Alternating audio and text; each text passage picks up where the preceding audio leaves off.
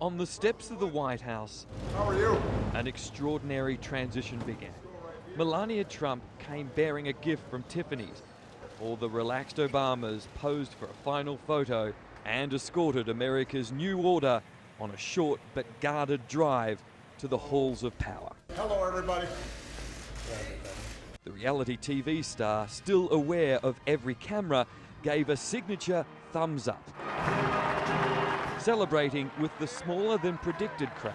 And with a kiss for his dazzling First Lady, 70-year-old Donald Trump became the 45th and oldest President of the United States. I, Donald John Trump, do solemnly swear that I will faithfully execute the office of President of the United States. So help me God. Congratulations, Mr. President. In the drizzling rain, his first address was an assault on Washington. January 20th, 2017 will be remembered as the day the people became the rulers of this nation again. We are transferring power from Washington, D.C., and giving it back to you. In 17 minutes, he made it clear change starts now. It's going to be only America first. America first. The woman he bitterly defeated took a few deep breaths before listening to her once ruthless rival preach unity. Black or brown or white, we all bleed the same red blood of patriots. He promised to bring back jobs and keep America safe. Radical Islamic terrorism, which we will eradicate completely from the face of the earth. I will fight for you with every breath in my body, and I will never, ever let you down. With a pump of his fist, a new era began, and the old was happily ushered to a waiting flight out of Washington, D.C. America's unconventional candidate, famous for theatrics and tweets, is now its unpredictable leader. President Trump takes the reins of a bitterly divided country and joins world leaders uncertain of what he'll do next. Surrounded by his grandkids, First Order was declaring a national day of patriotism and offering an olive branch at lunch. Very, very honored when I heard that President Bill Clinton and Secretary Hillary Clinton was coming today, and I'd like you to stand up. The first continued as President Trump took a ride in his new wheels, the Beast. Down the parade route, the first family emerged several times. Deliberately, it would seem, just outside the hotel that bears their name, engulfed by Secret Service agents, supporters and protesters screamed before the president arrived for the prime view of his parade. But the bands marched by, row upon row of empty seats right outside the White House. And for 10-year-old Barron, it was a long day, but his dad's work has just begun. From the Oval Office, President Trump began dismantling Obama's signature health reforms and freezing regulations, but loosened up in time for the traditional first dance at an inauguration ball.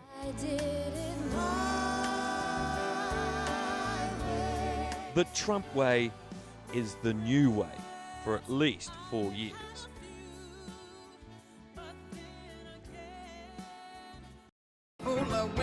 2009, and a galaxy of stars were on stage to welcome President Obama.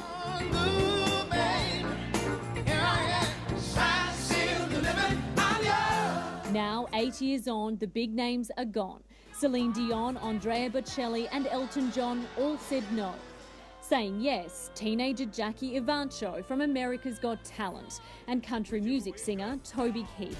How do you like me now? Cue Saturday Night Live and Alec Baldwin. We've also got some huge A-list actors coming, like Angelina Jolie, Ryan Gosling, and Jennifer Lawrence. They will all be at my inauguration, courtesy of Madame Tussauds. Trump couldn't resist taking to Twitter. Not funny, cast is terrible, really bad television. So who will be there? Plenty of past presidents, Barack Obama, Jimmy Carter and Bill Clinton with wife Hillary. Here in New York, still the billionaire's home for now, Trump Tower has become a central tourist attraction and a magnet for protesters.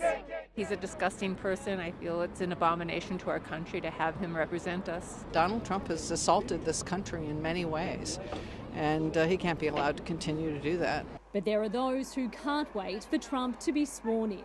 I like what he says. I like what he believes in. It's basically all that. In New York, Ashley Mullaney, 7 News. Good afternoon. Well, Hillary Clinton was positively beaming when she took the stage here behind me in Philadelphia. After a hug from her daughter, Chelsea, she accepted the historic nomination as the first woman to lead a major party towards the White House. It is with humility, determination, and boundless confidence in America's promise that I accept your nomination for President of the United States. And she came out swinging against the man who hopes to beat her. Clinton told the crowd this country is at a moment of reckoning and Donald Trump is not the person to help them. Don't let anyone tell you that our country is weak. We're not. Don't let anyone tell you we don't have what it takes. We do. And most of all, don't believe anyone who says, I alone can fix it. In usual Clinton style, she stuck mostly to policy, highlighting contrasts with Trump on immigration and his plans for a wall, plus minimum wage and gun control. But many wanted it to be a lot more personal. She admitted a lot of people didn't know what to make of her, but that's about as close as she got to addressing the massive trust deficit that plagues her. Now, Donald Trump, who was clearly watching, tweeted that no one has worse judgment than Hillary Clinton. But the Democrats are celebrating history. The party kicked off earlier with Katy Perry here performing, and the campaign now really begins to heat up. But Americans don't even go to the polls until November. It's a name that has become synonymous with American politics. But Clinton, Missouri, is the town 10,000 people call home. Clinton is really a nice place to live. It's good, friendly people. Surrounded by farms, Clinton is 1,600 kilometres from the White House, but it might as well be a world away. It's as close to the 1950s as you can be. Dan Miles' family has operated newspapers in the area since the Civil War. He is now publisher of the Clinton Daily Democrat newspaper. I have not seen the interest in an election as I've seen in this one. This may be a contest between a billionaire and a former First Lady who live in far-flung New York, but it's small communities like this in Middle America who will decide this election. And the people of Clinton have fallen in love with Trump. My family, lifelong Democrats, but we are, all of us, going to vote for Donald Trump. Harold Rittenhouse runs the local appliance store. Donald Trump, he's outspoken, he's a good businessman. But around the corner at the newsroom bar and grill, a different view. We do not need someone like Trump.